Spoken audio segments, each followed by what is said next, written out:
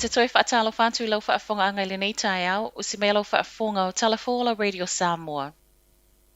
Ua vave tu mai I luma le si tepulo na lua le malo, ma ua le toi mo o mia nei le whaanofo e se o pāsese ua umatui tau nu umai fafo. O le swinga fou lea mai le pāle mia Jacinda Ardern, tu ina mai ana nafi le urua I aso wa toi tatalai fai toto o ni usila I pāsese mai au se tālia. Ma o le toi tasi le minute le se fulu lua I le po a tai au, lea o le alo iai le toi whaanofo e sea mo le fitu aso I a inga o pāsese o mai au se tālia. O pāsese anga wa a fo ina tu ufa ato a mawhai o na ulufale mai le aso se fulu whao mati. Mai so o se vaengo lalangi o lea ua tu mai le po le aso whareile nei. Mai le pale mia mo o mia pēr le tatau na whai o le test, rapid antigen test I le to aitau nu mai ai.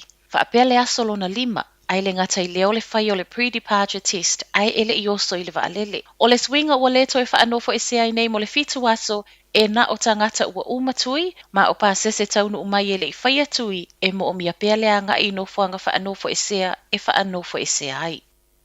Ua whaamaonia ma ua awele lango le pātia le Labour ia Efeso Collins, a o mo e ai mo le tofi pule nuo au kilani. O lea whaamaoninga na whai ele whai unga le vaiaso. I le mai a whaatala no ai o sui o le pāti, ma ele I ai fo I seisi na o Collins.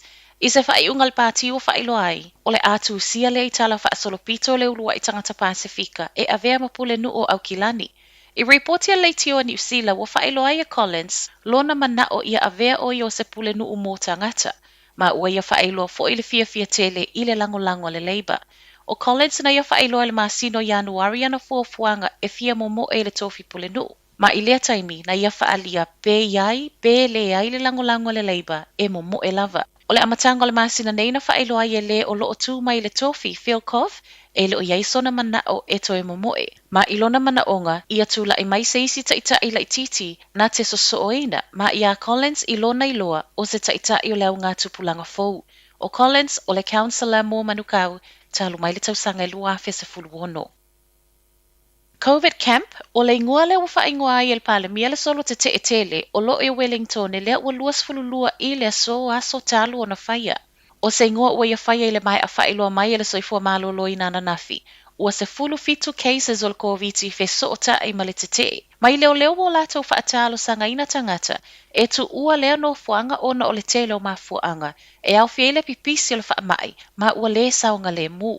E se mai I lea whai numera, o le aso sana whailoa mai ai cases to atolu, ua maa ua I le whaamai. Ma o lo tau fia umale I whale mai, to alua I Wellingtone, a o leisi to atasi e esele a ai. Ua toe wala au mai ai Jacinda Ardern I so o se tasi e tau ma mau ma lea no fuanga, ona oa a fianga o le whaamai. I whaamaumaunga ono le sa o cases fe so o tai ma le te e, fua I whaamtalanga le soifua maloloina. E le o mawhaiona mauti noa ona o le toa tele e le o mana na o e whaiani o lantou siaki o COVID. Ma e ono tele atu cases ai e le o iloa.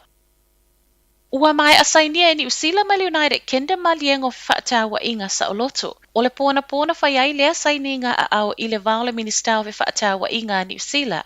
Damien O'Connor, ma le whailau tusia UK mo fe whaatawa inga whaavao malo. O lea ma lienga u whaamtalaina le minister e le tau nei. O se whaai unga le tele lea, o le to iai o se tariff po o la fonga whaau popo I lungo waina. Awi nātua ni usila le etu sama le se fulu wha miliona tā la. O le awi nātu fo I o le hani, o le fo I o le aave e sea tiute, ai mai se, o le teu ngo nisi o ai ingo lo awi nātu ai a ano manufasi, le o le afa a whaingo fie. O se whai toto a wata o le minsta o le a manui ai lato o lo awi nātu I fafo nei o loa, mo fe whaatawa ingo wha a pele tamau a ingo New Zealand, ma ua sanga wha a mausali ai foi, ma le mafutanga New Zealand ma le UK. Ai le I whaiele saininga a awana pō o le masino o ke topo le tausanga te aluai, lea Samoa I oe nai I lalo tuunga. Beita I o lea ua sainia nei ma o le whaai unga le tausanga o lo fuafua e a mata alo I ai.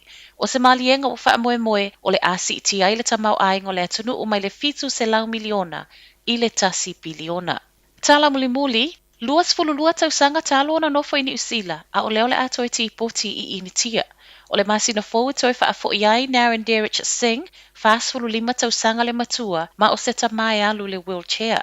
Reporti le news hapo wha e loe Singh, e ono le tele ni ona vai aso o lai pe au ona ti poti e le masina fou. O se tamana taunu umai malona a inga le tausanga lua fe le visa tafau, muli ai talo sanga mua vanoa no fo mau.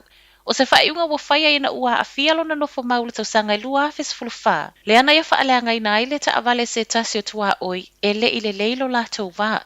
Ma e whapea na ia whaia male mauti noa, muli ai ona toe talia ona molianga. Reporter se ngai o inga na whaia, ona o le ti ngā tele le whailonga lanu. Ma i lea mataa upu, na a fiai malo na visa nofo mau ma o lea na momotu ai fo e male benefiti.